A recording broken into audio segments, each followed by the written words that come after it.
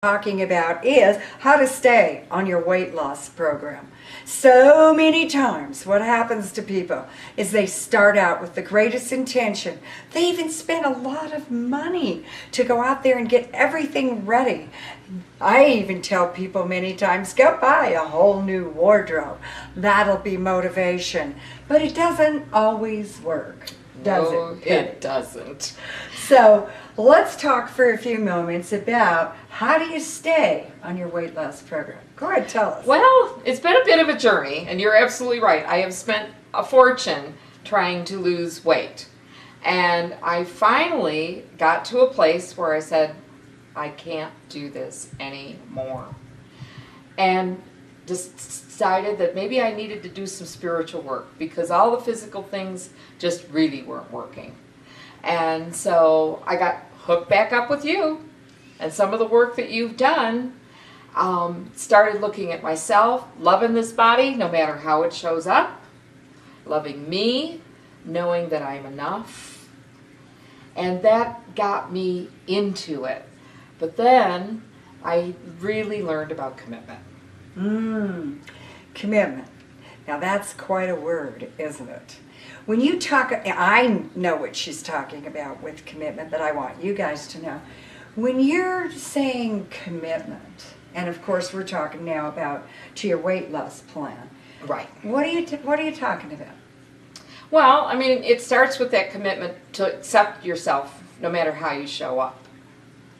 But it goes even deeper than that. It's just you are going to play 100% no matter what.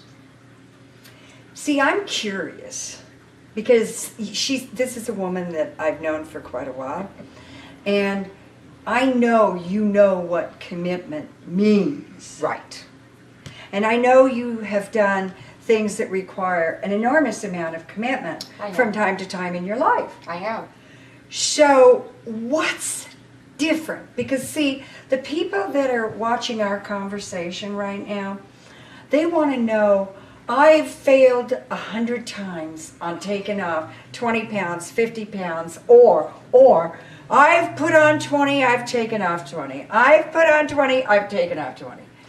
So the yo-yo effect, and we're doing, this is a before. She's on a plan, okay? And something's different this time.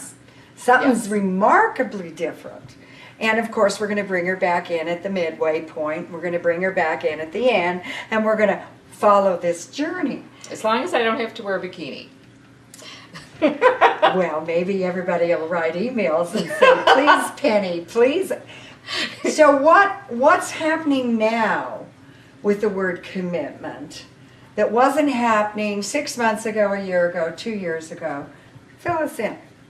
I'm committed to me. I'm committed to who and what I am. But I had to take a look at that and accept who and what I am. And see, I'm not sure everybody watching this show, unless they've done a lot of work on themselves, really get what that means. So if you were explaining to a novice what that means, what would you say? Well, it's the work I've done is you start peeling, you take an onion and you just start peeling the layers off. And that first layer is the light brown, crusty stuff that breaks real easy, and you take that away. And that's that superficial stuff that, you look good. You do what you need to do for people, and you look good. You're covering the real meat of things that's inside of you. And just really starting to look at issues in my life and forgiving myself for things that I've done in my life, and also loving and forgiving others, and just getting in a place of love. And it's so much easier to love other people than you, but that's really what you have to get to. And accepting your own power. And when I've always had the power. I know I'm a pretty dynamite woman, but I've had to show people that power and not show it to me. I don't know if that makes any sense, but Well, let me see if it makes sense. It's like you can empower other people. I'm very good at that. But for some reason, there was something just a little bit on tilt in the belief system that maybe you didn't even know Right. that was stopping you from getting you to be that Right. you always wanted to be. Right. You know, she and I were talking about this yesterday because, you know, we've been doing some things together, playing, having fun.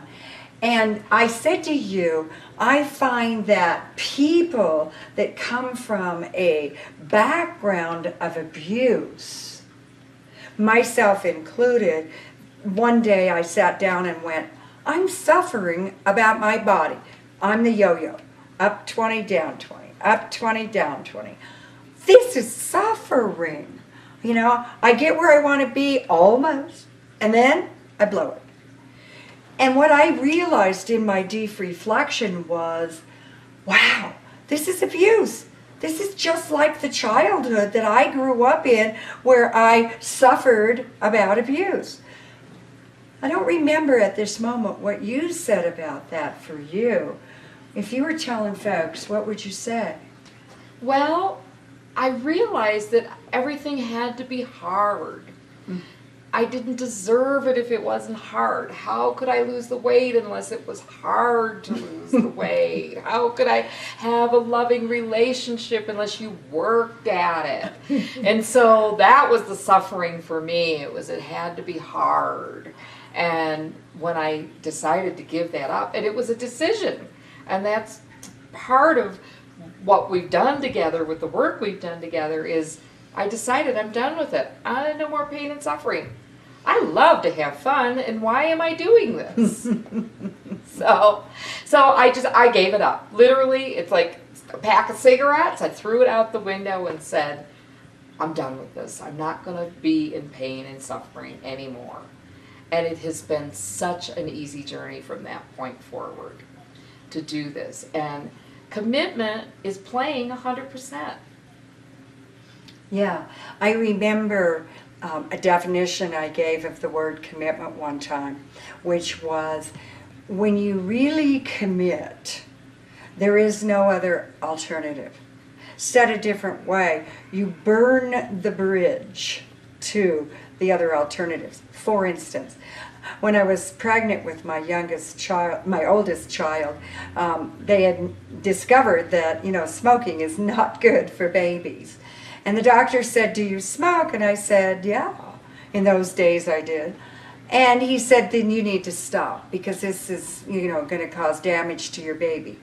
I never even thought about picking up a cigarette again until after my child was born. Then it got to be really difficult because the alternative was still there. Now I'm not saying that's the healthy way to be, because really the healthy way to be would be that we cherish ourselves enough, that we value ourselves enough, but not everybody on the planet's there yet. So in the meantime, you're saying that the first step is commitment. Absolutely. What's the second step? You need support. What does that mean? Well, for me, it means I need my loved ones, people that are important to me, my family, my friends, and professional support. I needed people that would back me up, would answer questions, that would be there if I felt weak. But what I found, since I've given up the pain and suffering, the support looks different. It's people complimenting me on sticking with my program. My dearest friend of 44 years, this weekend, I don't know how many times she said to me, I am so proud of you. Mm-hmm. And it felt so good, and that was wonderful support. She acknowledged that I was sticking to my commitment.